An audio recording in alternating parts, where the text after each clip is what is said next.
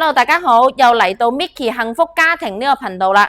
咁今日咧，我哋就嚟講一下關於上一條視頻嘅，就係關於咧自閉症嘅小朋友。咁究竟自閉症嘅小朋友咧係唔係傻嘅咧？因為咧最近日咧有啲朋友一講到話，你做自閉症嘅教育㗎，咁做特殊小朋友嘅教育，咁佢哋咧個腦咧係咪就即係好多人當講到呢度嘅時候咧，佢就唔識點樣去形容，因為咧佢哋覺得自閉症嘅小朋友係咪就智商係有問題嘅咧？咁當然喺呢度好想話俾大家聽咧，智力係有一定嘅影響嘅。咁但係某啲嘅自閉症嘅學生咧，其實佢喺某啲嘅腦區上面，佢會特別醒目嘅。可能佢未必可以同你溝通到，但係又未必話俾你聽，佢係一個傻嘅喎。你唔可以話佢係一個傻仔或者一個傻女，係唔可以嘅喎。點解呢？因為好似我哋身後啦，呢一度啦，我哋所有嘅圖畫啦，同埋有一啲小朋友計數好叻啦，佢哋都係有自閉症嘅傾向，同埋亦都有小朋友係確診咗為自閉症嘅。咁但係佢哋嘅能力究竟係點樣去檢測出嚟嘅呢？咩係傻，咩係唔傻呢？其實自閉症嘅小朋友，我哋並唔係話佢傻唔傻，而係佢哋嘅能力去到邊度。例如佢哋嘅語言能力啦，佢哋嘅智力啦，佢哋做評估嘅時候呢，其實家長呢會知道你哋小朋友評估出嚟最基本嘅智商去到幾多。有啲嘅小朋友可能係60下嘅。有啲小朋友可能係70以上嘅，咁如果60到70之間嘅話呢，有機會佢喺佢嘅溝通上面呢，可能係真係欠缺咗一啲嘅邏輯性啦。第二樣嘢，佢哋嘅社交呢係有一定嘅受限嘅本身。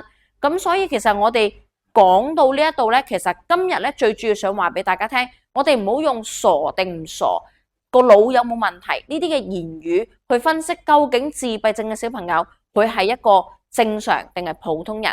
不如我哋就換一個方式，其實我哋可以多啲去觀察你身邊嘅朋友。如果佢話俾你聽佢確診咗係自閉症，有小朋友係自閉症，不如你諗下，你可以開解佢啦。第一，第二亦都話翻俾佢聽，唔需要太擔心嘅。其實好似近日咧有個家長有一個真實嘅案例啦，就係有家長咧就嚟諮詢，喺諮詢嘅期間咧，第一時間佢自己都會有一個誤區嘅語言，就係問我仔咧其實佢有冇得醫㗎？佢會唔會醫翻好㗎？同埋仲有就係佢而家確診咗為自閉症，咁係咪就等於佢傻㗎啦？咁就一世㗎啦？咁其實唔會嘅，原因係要決定於佢後面嘅發展係點樣，係決定於呢一位家長未來點樣去揀，或者此時此刻去選擇點樣去做訓練。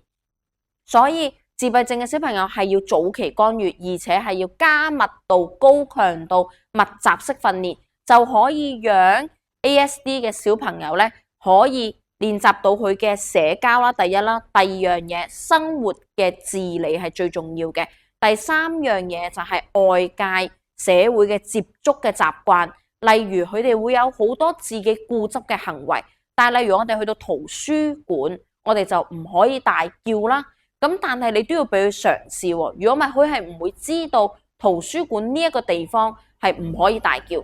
所以佢當佢情緒嚟嘅時候，佢喺度發脾氣嘅時候，外界唔認知，就會覺得你嘅小朋友係咩事啊？哎呀，你係咪生咗一個冇腦嘅小朋友啊？又或者佢個腦係咪有問題啊？就會有呢啲嘅言語。咁其實我哋都可以大膽去話俾現場嘅人聽啦。我小朋友係自閉症嘅小朋友嚟㗎。唔好意思啊，我會教佢㗎啦。咁其實如果你唔去要面嘅話，你就可以讓你嘅小朋友一步一步咁樣跳出呢一個自閉症嘅框架，然而希望將佢拉到去同同年人差唔多，就係我哋所講嘅，可以去變成小班生啦，可以去變成為由特殊嘅小朋友跟住去到融合生啦。融合生就係佢同普通嘅小朋友差唔多，但係可能老師係需要喺佢學習上面